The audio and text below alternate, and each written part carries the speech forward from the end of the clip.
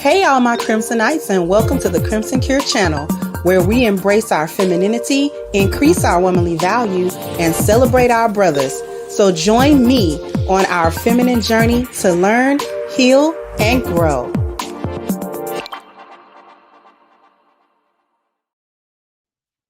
Hey there, my Crimsonites. How are we doing today? Hopefully we are doing well.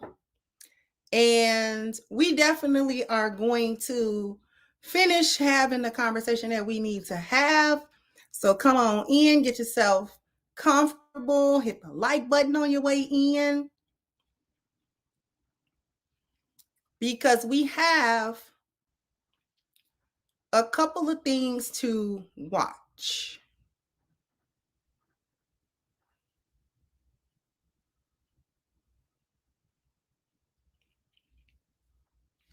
And we got a whole host of things to talk about. Because the situation with Billy Garland, who is Tupac's biological father, coming out and talking about his experience of wanting to be in Tupac's life and basically being X'd out of it, mainly because he married someone else. That's really the long and short of it. He ended up marrying another woman. Him and Afeni didn't make it as a couple. He left, he married someone else. And when he didn't give Afeni the time or the attention or whatever that she might have been demanding, she basically alienated him as the parent. And this is how Tupac got Shakur as a last name and not Garland, because she got with another man, and that was his last name. His name was Shakur. So the first thing, before we get into Mr. Garland's part of the story and what I really want to talk about in regards to this, because that, coupled with the message of the Dear Mama song and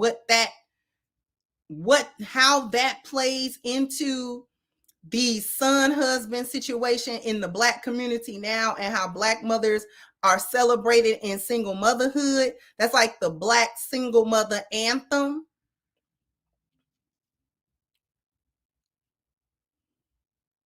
Thank you, Donovan, for kicking off the contribution. Thank you so much. The first live I have been able to watch in a while. Thank you so much.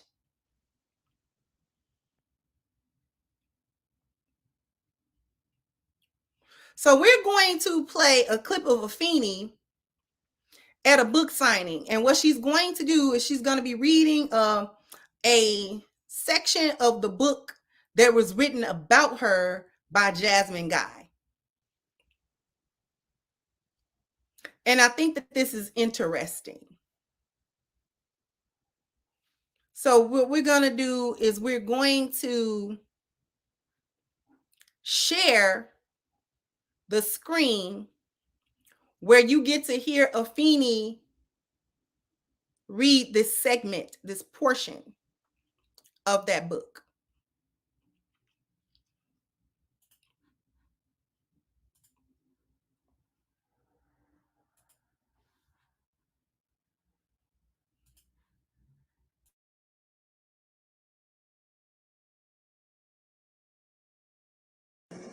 I'm going to read a chapter from the book, and it happens to be my favorite chapter. It's really the end. I'll leave the gore and the rest of it for you to read at home, okay? Rise.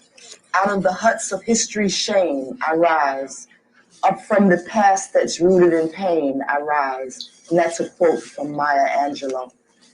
The first in line to siphon Tupac's money was Billy Garland, also known as the sperm donor, the father Tupac had never known. Tupac was 23 years old and was already famous when he met Billy for the first time in 1994. He was laying critically wounded when Billy showed up at his bedside. Tupac talked to him a little bit, and during the encounter, Afeni sat quietly in a corner on the carpet, giving space to her bedridden son, at the same time letting Billy know he did not have the full floor. Oh yes, and Billy showed up again in 1996 at the Las Vegas hospital where Tupac lay in a coma. I wonder what good it does for the dying when you're there for them at the end of their lives, but you never showed up for them while they were living. As far as Billy Garland goes, he seemed to have popped up out of nowhere, at least from where I sat. I knew of the men who had raised Tupac, who had loved Tupac. I had heard all the stories about Tupac's Uncle Tom and his stepfather Matulu, but I had never heard the name Billy Garland mentioned.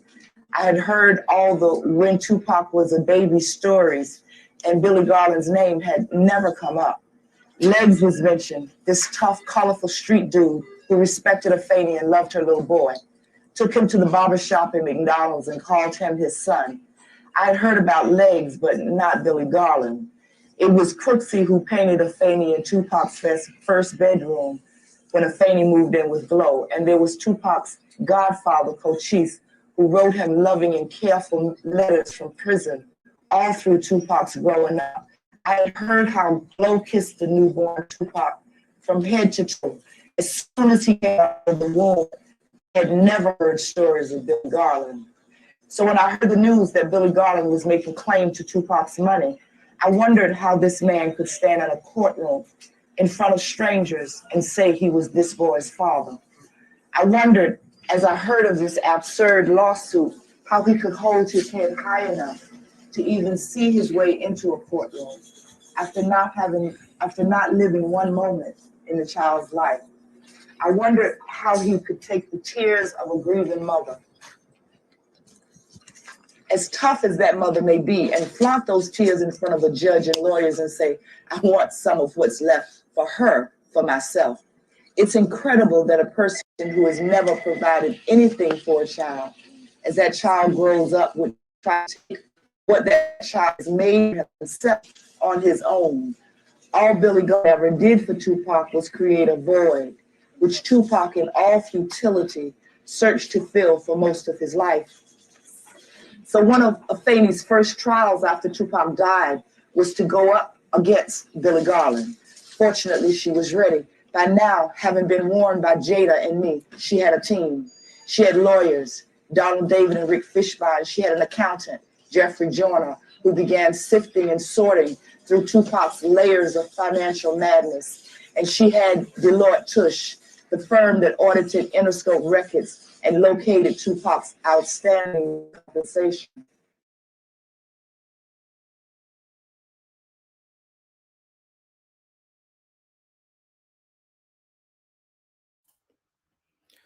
So not only,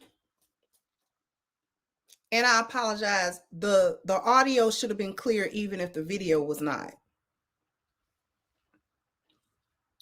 But I wanted you guys to hear her say it. She actually said that was her favorite chapter of that book. Mind you, it was a book written by Jasmine Guy about her. So everything that Jasmine is writing is second-hand information coming from Afeni and other people, along with whatever her personal interactions were.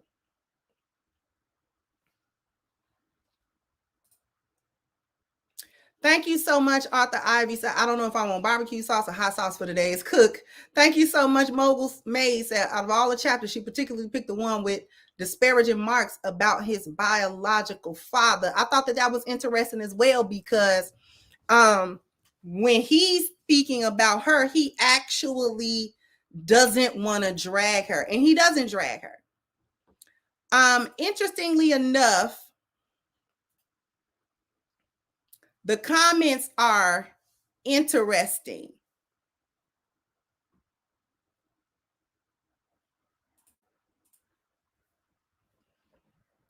Um,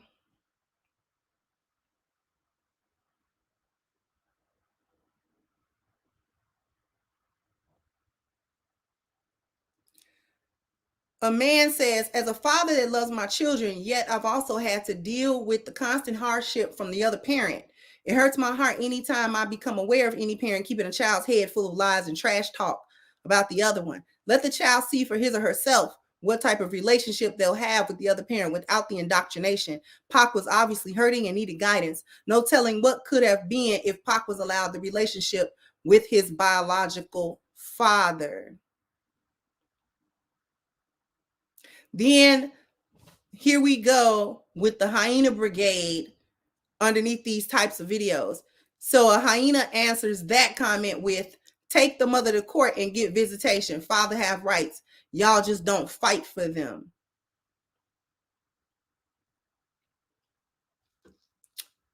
Then another one says, Mr. Garland seemed more upset people gave Afeni attention and not him. He never paid child support or was put on child support. He never fought for visitation rights. He said he always knew Tupac was his son, but Tupac didn't meet him until he was 23 in a hospital shot. Afeni never barred him from the hospital and said she did not know him.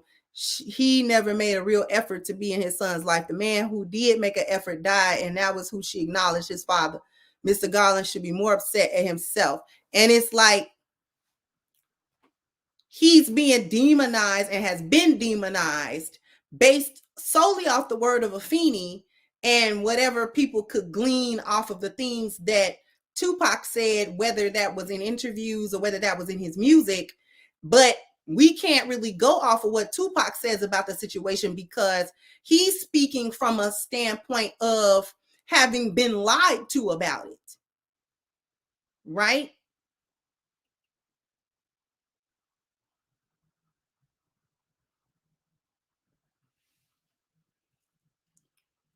Okay. Said thousands of men are in court today fighting for their rights. Garland says she picked up and moved, which we know she did. And he had no idea where she was for 15 years. And we know that the women will do that.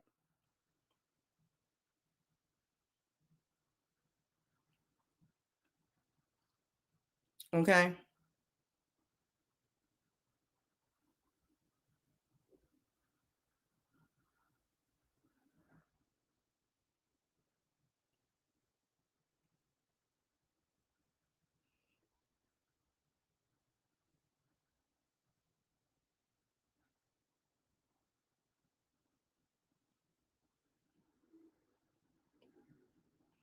One woman says, Dear Mama lyrics, no love for my daddy because the coward wasn't there. Passed away, I didn't cry because my anger wouldn't let me feel for a stranger. Then she says, I love Miss Afeni, but this don't seem right.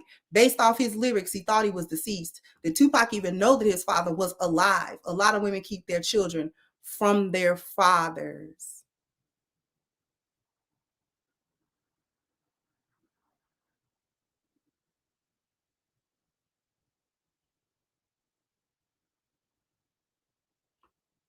Okay.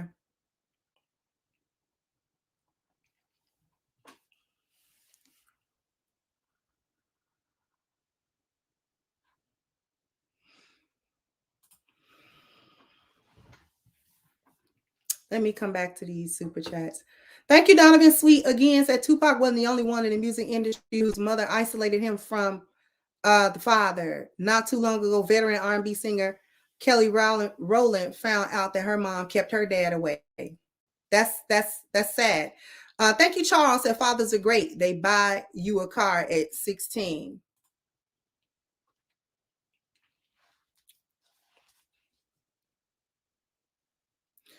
Before I keep, I don't know whether to play this next clip or keep going, because here is this. We're having a conversation. People are having a conversation and not willing to see the wrongdoing that Afeni perpetrated on Tupac and on Tupac's biological father. Okay?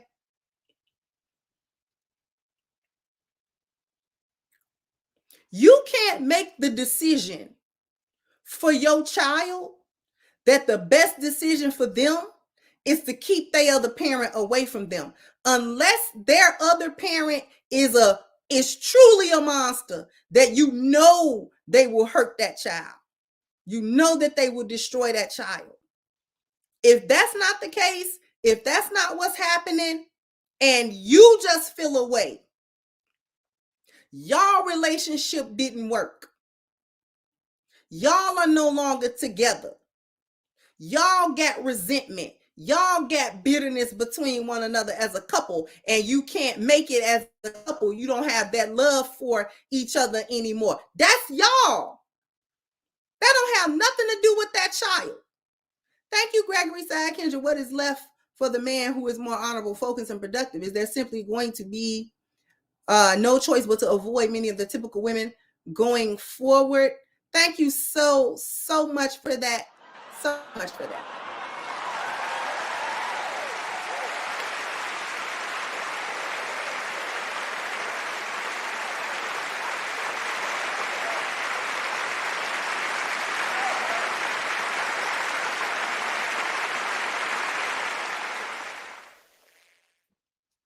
Speaker's trying to act up.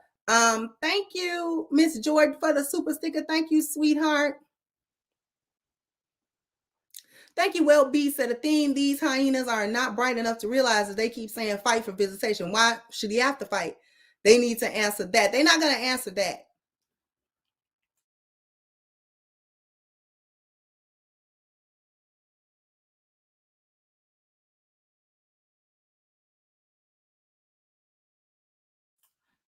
They're not going to answer that question because that's too much like right. But thank you so much, Well B. Thank you so much.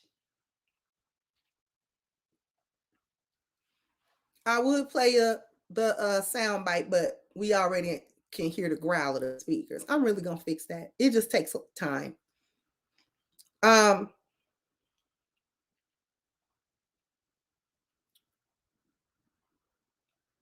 So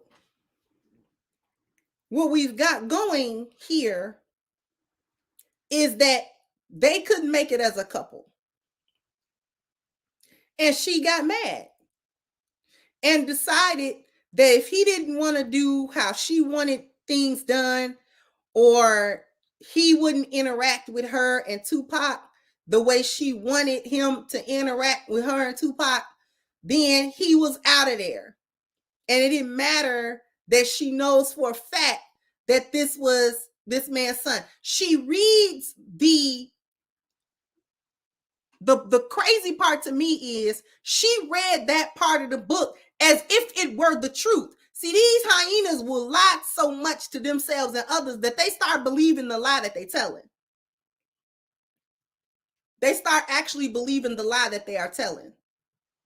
She done told that lie so many times. Nobody's looking at the fact that she lied and said the man was dead and then he pops up. So that automatically needs to have her credibility shot. Her credibility shot. Because you didn't say, well, he around, but he didn't want to, he here, but he didn't want to be in his life. That's more believable than running around here telling everybody that he dead and he ain't dead.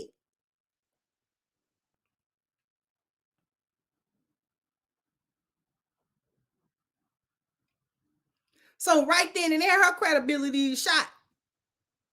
Because you, first of all, you lied. If you lied about something like that, what else you lying about? Now we got to question your whole narrative. Your whole narrative got to be under examination at this point, because you lied about that man being alive or dead. Girl, bye. And we're not going to cover it up because she was part of the Black Panthers and blah, blah, blah, blah. That don't absolve her. That's why I'm not talking about that part of her life, because that don't absolve her.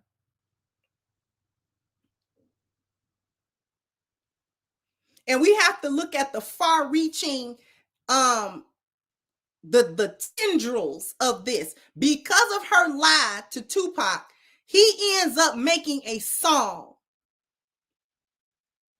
called Dear Mama. And that song, not only did that song become a hit,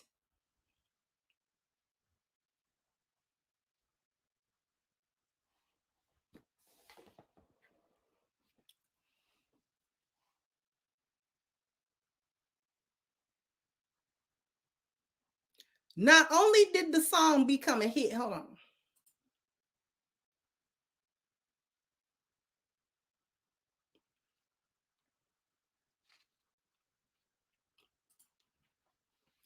Not only did the song become a hit, it became the anthem of Black single motherhood. Now, that actually was dangerous. The most dangerous line in the song was, even though you was a crack fiend mama, you always was a Black queen mama. I'm going to tell you why that was the most dangerous line in that song. It was the most dangerous line of the song because it absolved every possible wrongdoing of a Black single mother. And no matter what she did or did not do, that she had to be loved and respected as a queen, absolutely, no matter what. That line alone, and y'all might think I'm exaggerating that, but I'm not. That line alone absolves every Black single mother of every possible wrongdoing that she could have perpetrated on her children.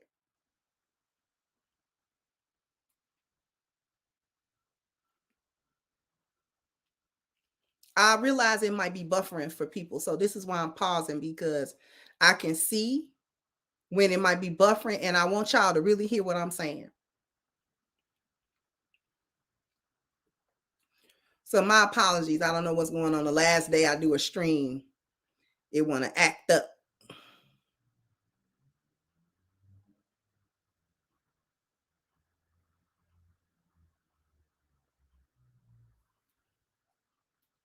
So this means that a Black single mother can be a drug addict. She can be neglectful. She can be abusive. She can be unavailable. She could be anything. And she should always be regarded as a queen and as a good mother, regardless of the harm that she may bring to her child or children. Now, having experienced parents on drugs, because my father spent time on drugs, and I got to have that unfortunate experience, then the other parent did the same thing years later. And then I got to have that unfortunate experience. As the child of a parent with a drug addiction, you can't imagine all of the stuff that go along with that. Because their addiction is not limited to their actual addiction that they have. It's all the surrounding circumstances that go with that. The environment of the home, the behavior of the parent, the breakdown of the parent-child relationship, the breakdown of the household and its functionality, the amount of dysfunction, the amount of negative energy that the child must now grow up in is unimaginable. A child that has to witness either parent, mother or father, on drugs, strung out, doing all the stuff that drug addicts do to get a hit. Because as with any drug addict, It doesn't matter if the addict has children, a family, a wife, a husband, a home. It doesn't matter what they have because they're an addict, because their drug of choice is more important to them than anything else and anybody else.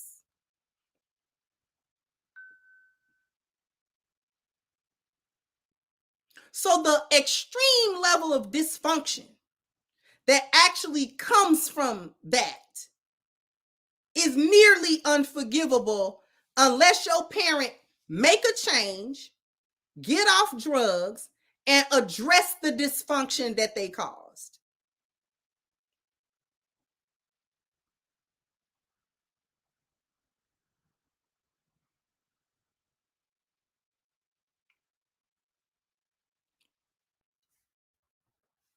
So even though you was a crack fiend mama, you always was a black queen. That line right there exonerated and absolved every black single mother, no matter who she was and no matter what she was doing.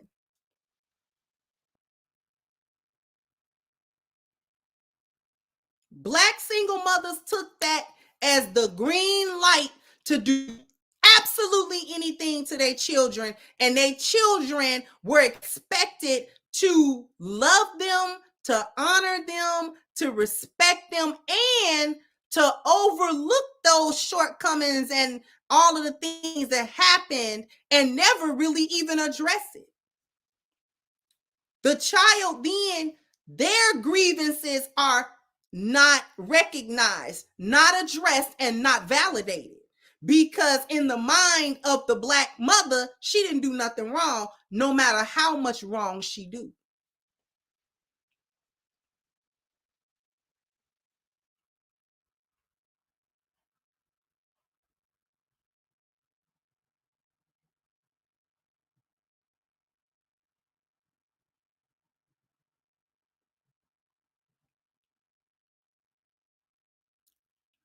And that song came from Afeni Shakur's lies to her son. She lied to the very young man that she should have loved enough to tell the truth. She did.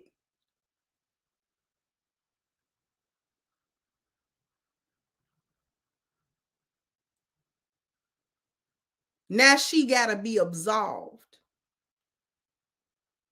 of that wrongdoing. It was wrong. I don't care whatever else she did, that was wrong. To up and leave and that man can't find you. Mind you, this is a time where you can't Google people. He couldn't just hop on the internet and find her. Back in the day, the 80s and 90s and all that kind of stuff, a woman could leave. You could straight leave your hometown, go somewhere else, and never be found by the people that you don't want to find you no more.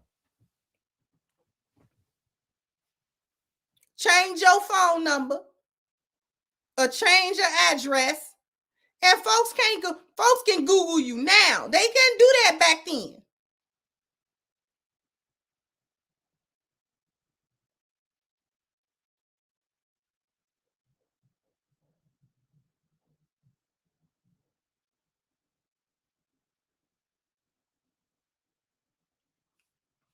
So let's not act like that was impossible. That she could not have just simply said, you know what, you're going to be X'd out of his life. I'm going to make sure that you're not in his life and that you are unable to come around. Because all I got to do is pick up with me and this boy, go to another state, another city, and you won't find me. All I got to do is tell the people that you might ask where I'm at, tell them they better not tell you where we went. And 9 out of 10, the people will be loyal to her and don't want to tell the daddy.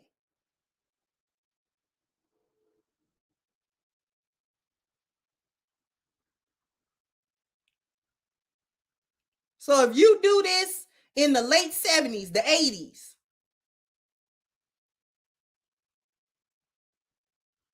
What's to stop her from doing that? Women do that now.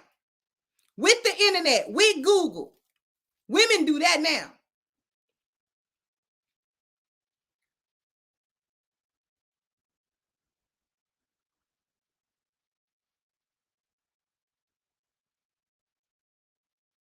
All you got to do, you ain't even got to go far. You ain't got to go all the way across the country. You can hop to the next little city. You can hop to the next little county. And back in the 70s, 80s, 90s, he can't find you. Especially if this is a place he never go. You're not going to run into him. And then from that point, you can spin any narrative that you want to. She chose to tell Tupac he was dead.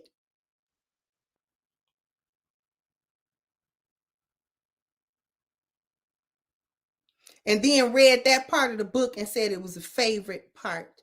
I mean, listen to what she was talking about. How could he raise his head to come up to the courtroom and look for the money? Now, I'm going to take this break, this commercial break, and we're going to really dig into it because she only was able to take that position because of who Tupac was. We're going to talk about that. We're really going to talk about that. But after these messages, we'll be right back. Hello, my Crimsonites and all of my supporters. I invite you to go and get your copy of my new book, Reclaiming the Black Feminine, The Lies of Feminism and the Road to Recovery, on sale now at crimsoncure.com. This is guaranteed to change your perspective and positively impact your life. So go ahead now to crimsoncure.com and get your copy today. All right, before we get back to it, I owe y'all a bam, bam, bam, bam. You got to hit the like button, bam, bam. You got to, all right? Because we got 665 people in here. Let's see what we got. Because sometimes I can't see the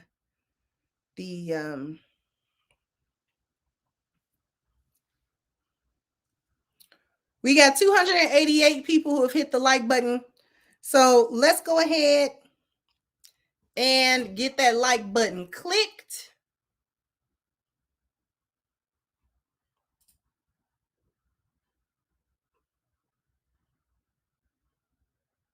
Thank you. Donovan said her reading that chapter reminds of the scene in Boys in the Hood when Trey's mother discredited the father for raising her son by saying mothers have been doing it since the beginning of the time. Right.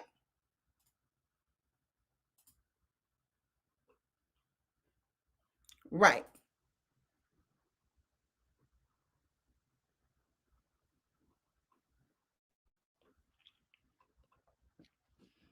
So now here's what I wanted to talk about.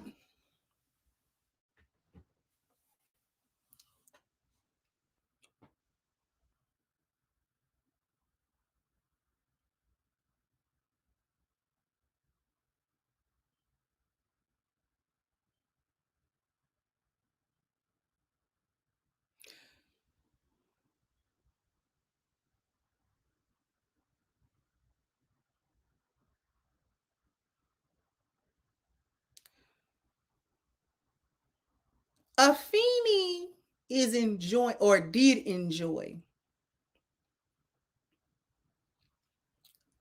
the position she enjoyed in terms of credibility, quote unquote, notability, notoriety, attention, being viewed a certain way, only because of who Tupac became. She's credited, she alone is credited. Thank you, Keith said mothers should not be praised for raising beta men. She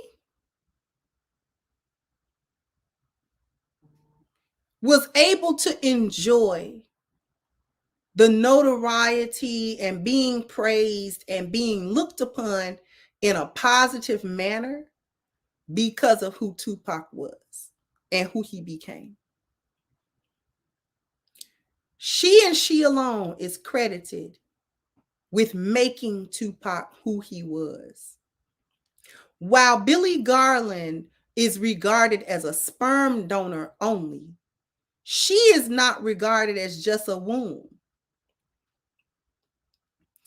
It is looked upon as if, even with all of her shortcomings and flaws and BS, that she somehow made the best decision for Tupac.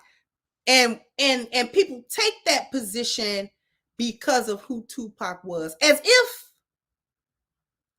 Tupac didn't have his own talent, as if he didn't have his own personality, as if he did not have,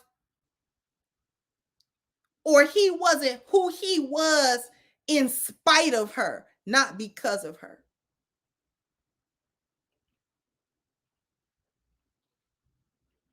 She wasn't writing them lyrics. She wasn't performing them songs.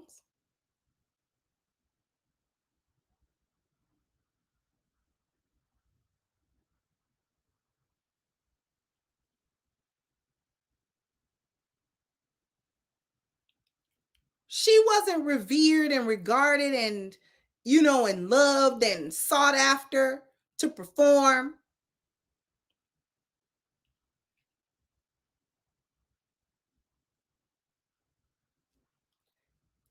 By giving Afeni all the credit, they actually take it from Tupac.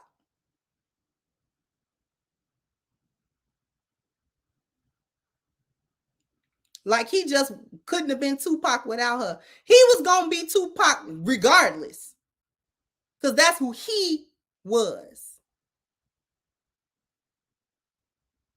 not who she made him to be. He was who he was. He gained his notoriety in spite of Afeni, not because of her. Now, let him tell it, he will say that differently. You'll hear him say differently if you listen to the music, if you listen to his interviews and things of that nature. But the reality is that he was going to be him regardless. And he would have been a better him had Afeni been a better mother. Had Afeni at least been a truthful mother.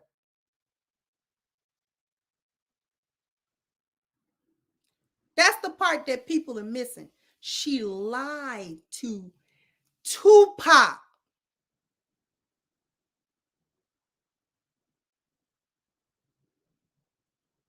Told him that his biological father is nowhere or didn't want him. And didn't think twice about the anguish that would cause Tupac. Didn't think twice about the turmoil that would cause, the confusion that would cause in his mind.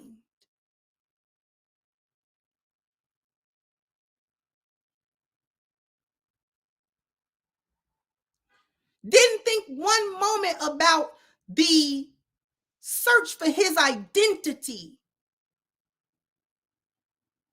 And then to become even more confused once he realizes this is a lie that you told me. I trusted you. This is the part that Black single mothers don't get. When they alienate and lie on the daddy, the child, and then they be confused when the child be mad. I trusted you. I trusted you to at least. I didn't think I had to not believe you. I didn't think I needed to second guess that you would tell me my daddy was dead. I didn't think. Now I got to shift my whole. That's a paradigm shift for a child.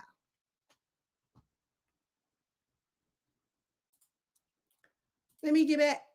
to the thank you, Bertram. When Afeni could not use the narrative anymore that the father was dead, I noticed she started saying he came back in Tupac's life for the money, when he clearly said that was not the case. Exactly. Thank you, Charles. That fathers are great. They spend thousands of dollars to fix your teeth. So smile, ladies. Thank you so much. My guy, my beloved, how you doing, Dennis Sperling? Uncle D, aka the Blizzard King, is in the house. So you did not ask, but this represents the money earned discussing your synopsis of white and Afro Latinas. You are brilliant and your wisdom is greatly appreciated.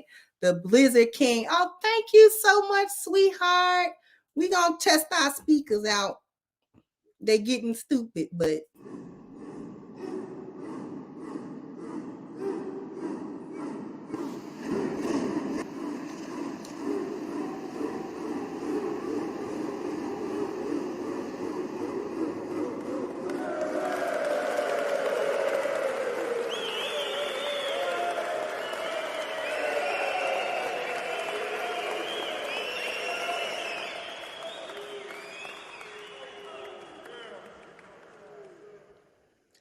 thank you so much once again, Brother Dennis. Y'all need to check out Uncle D's channel.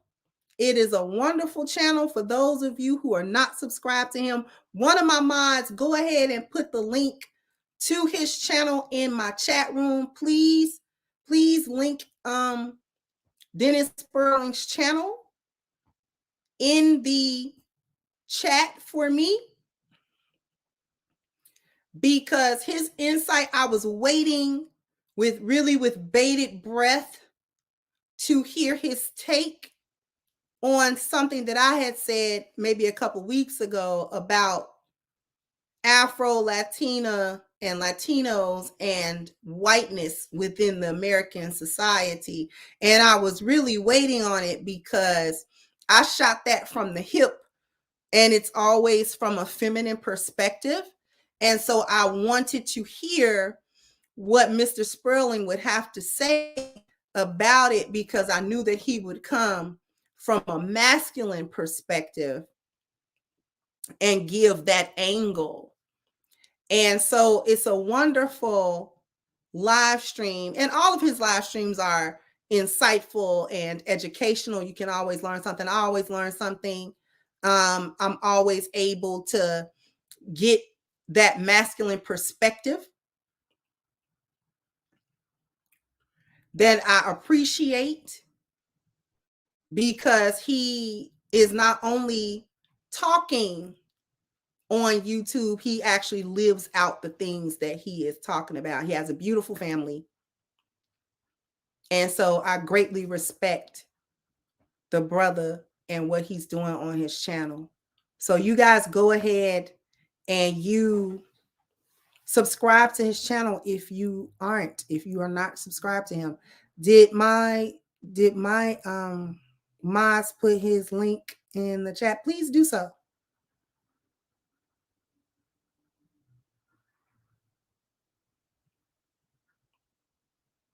Please put his channel in the chat, please. So like I was saying, it's a paradigm shift for a child. I don't care if they're an adult.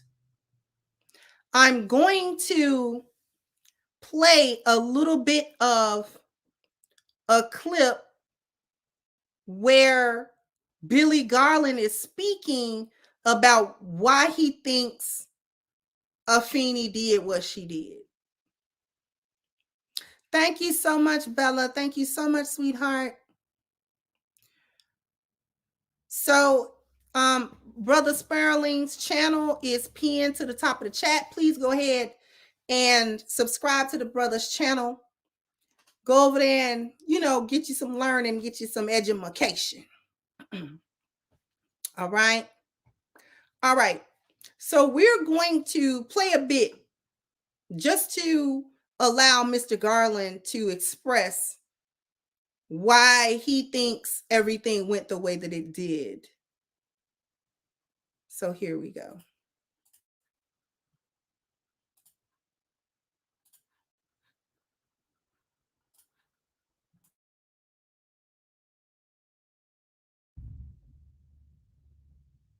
After speaking to Afeni at Bellevue Hospital, at Dannemore Prison, and in Las Vegas, after Tupac was shot and fighting for his life, how did it make you feel that she wanted you to take a DNA test after you sued the estate to prove that you were Tupac's father, after acknowledging that you were Tupac's father in all of those other prior places before you took a DNA test?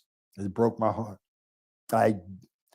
It broke my heart. It really did. I could not understand. You and I know that's our son. You and I know that I'm the father of that boy. And for you to insult me. But I think that's one of her lawyers. But then again, she's fighting for millions of dollars. And I didn't realize that.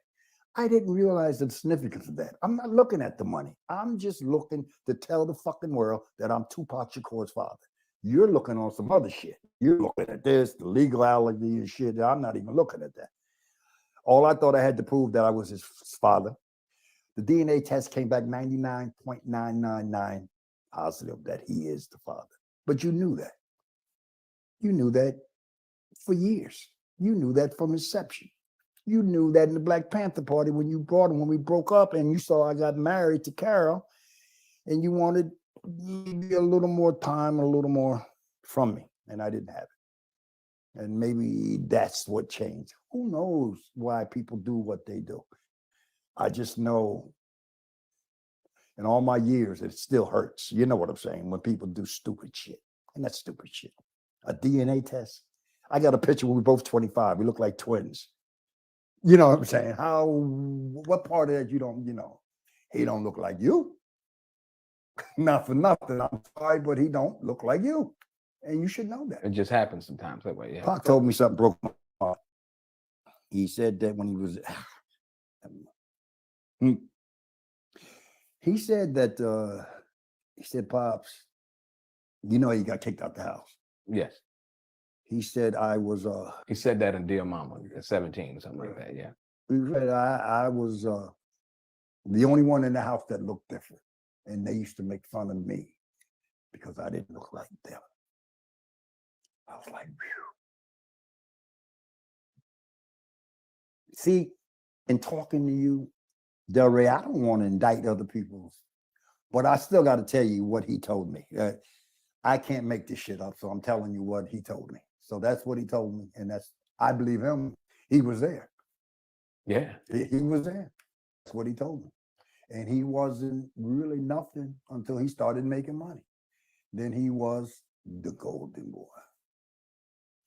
See, now sounds like I'm the sour person putting down people, but I don't want to do that. I just want you to know what my son told me, what I find to be true, because I've seen some of the dealings that people have done. And it's possible. Let's just say it's possible. Yeah, anything's plausible. Yeah, exactly. And like I said, from you, I'm here just doing an interview, and I appreciate you giving me your time to be able to talk to you, because I don't think that you talk this extensively to anybody from that perspective, other than what you said that you did with the docuseries, but they didn't really present that information. Yeah. And so for me, like I said, I'm just humble, and I'm here to listen to what you have to say. I'm not here to judge. I'm not here to make Afeni look bad. I'm not here to make you look good. I'm just listening to basically the details as they were. We all got flaws. Absolutely. I have flaws. I was fucked up. I wasn't in his life. There's reasons why. But I have flaws. But don't think that someone else don't have flaws. Is what I'm trying to say. And true, I've told you more than I've told anybody on the planet before about some personal shit between me and Tupac. Okay? But I'm telling you, brother, because I love you. And you've always been straight shooting. I've known you now about a year. And pretty much you've been truthful. And I really appreciate truth. And I appreciate you for appreciating me. Yeah. It's reciprocal, And ain't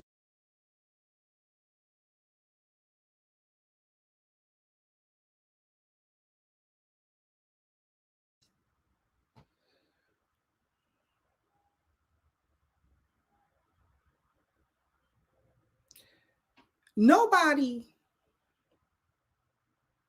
is so-called kicking Afeni. Nobody's kicking her. Kicking her is not pointing out that she was wrong. She was wrong. And we can say that. Her being dead don't change that. Tupac being dead don't change it.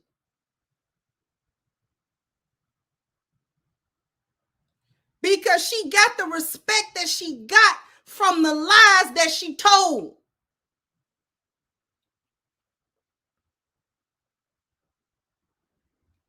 Let's put that into perspective. Ain't nobody calling her out her name. Ain't nobody doing nothing but saying what was what.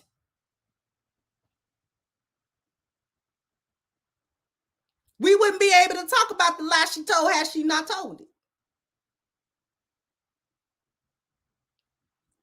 There's one thing for having some mistakes, flaws, shortcomings.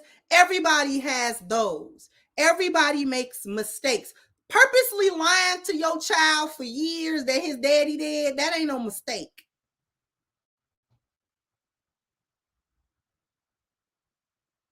That's not a little bit of a character flaw. No, that's not what that is.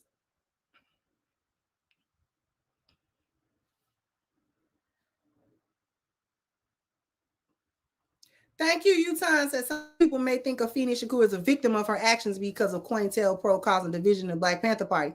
Billy Garland mentioned something to that effect. Do you think so? So, I don't know enough about that to make a reasonable statement. So I'm going to leave that alone. But I do thank you for your contribution. Thank you so much.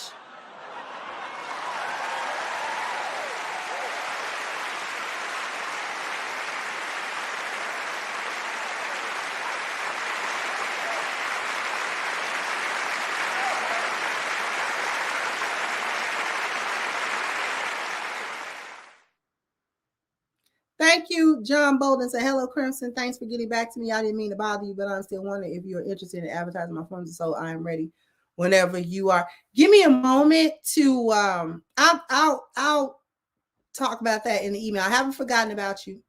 Thank you so much, Mr. Bolden. I have not forgotten about you. When I get back to the base, I'll have more. I'll be able to truly focus and we can get started and hash out the details. But thank you so much.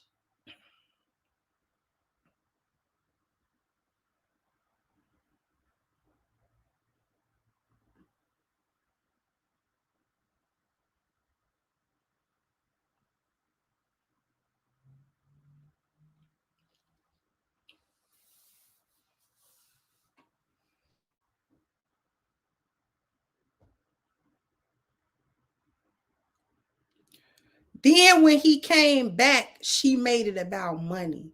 Oh, he just coming to get the money. If he was only coming back to get the money, he would have went into a fight for the money. But he didn't. Because that's not what his concern was. That was what her concern was. Her concern was being able to control the estate and being able to reap the benefit of Tupac's work when he was alive and his death.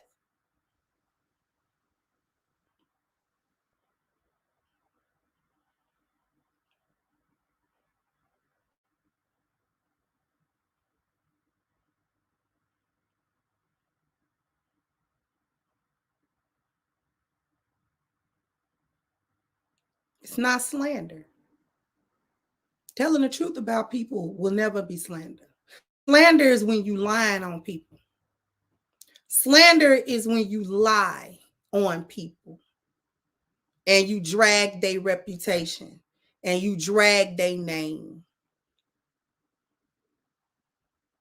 and you try to spin a narrative about who they are that is not true to their life.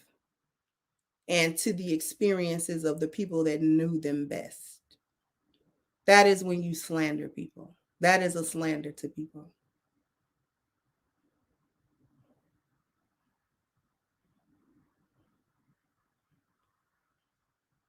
Billy Garland has every right to say what it was. If she had the right to lie, he got the right to tell the truth. If she had the leeway to lie, he got the leeway to tell the truth. And say, no, it didn't quite happen like that.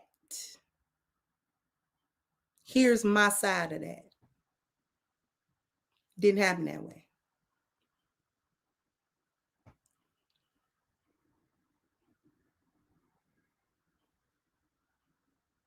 If she can sit up there and make herself look good and make him out to be a demon that abandoned his son to such a degree that she had to search around for replacement father figures when his father was right there available. She could have reached out to that man at any time. If she felt at privy to do that, then Billy Garland is at privy to say what his side is.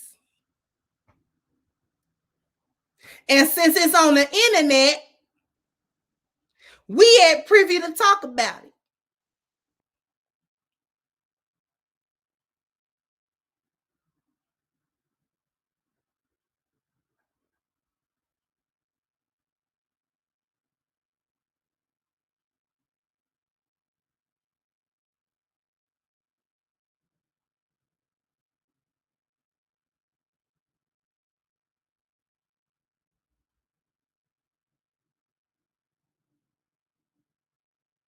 If folks could come through and speak bad on Malcolm X's name,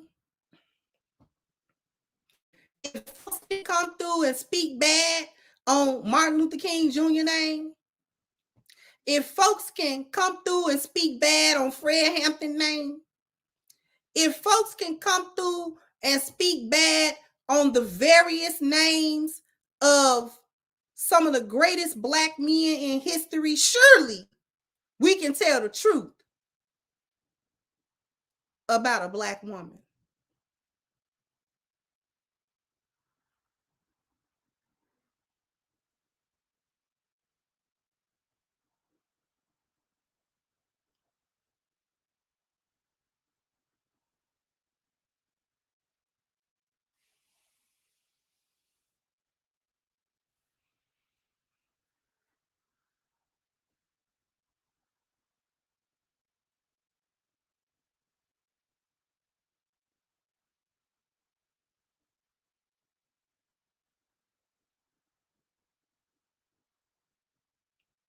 It is the covering up and we don't need to talk about that has emboldened Black women to do this kind of stuff and don't think twice about it. Thank you, Rosa. You better preach and say them words, beloved. Thank you so much.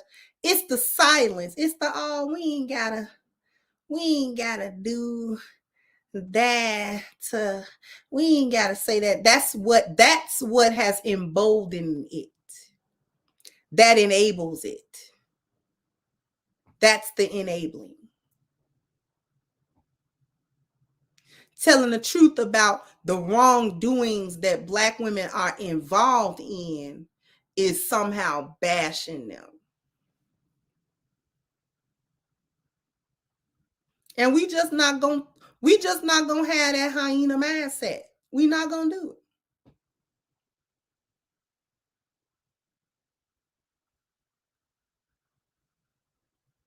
We not gonna do that.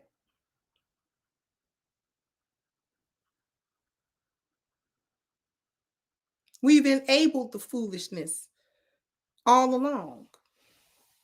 We've enabled this type of foolishness. That's why so many Black women feel so at liberty to do it.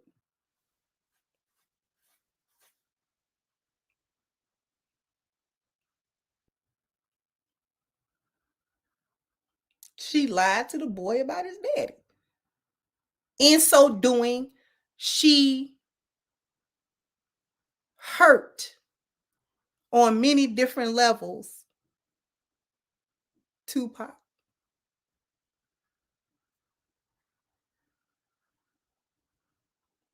He experienced pain that he shouldn't have experienced, that was avoidable.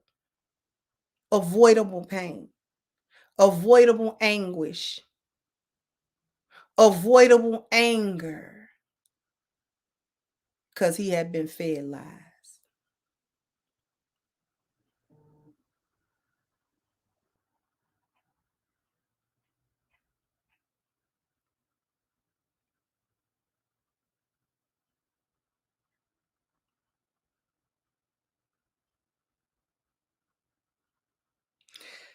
You know, I understand. Thank you, Brandon.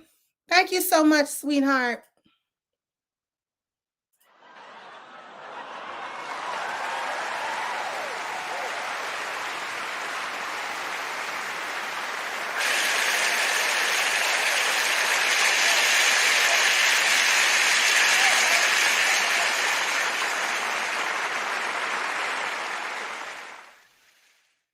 Thank you so much for your contribution. So I just wanted to point that out and talk about that. Thank you, Leon. So just because I rock with you, and if you had a YouTube join, I would join hands down, even though I'm a Christian, you're my sister, and you rock. Would you keep up the good work? Oh, thank you so much, Leon. I appreciate that, sweetheart.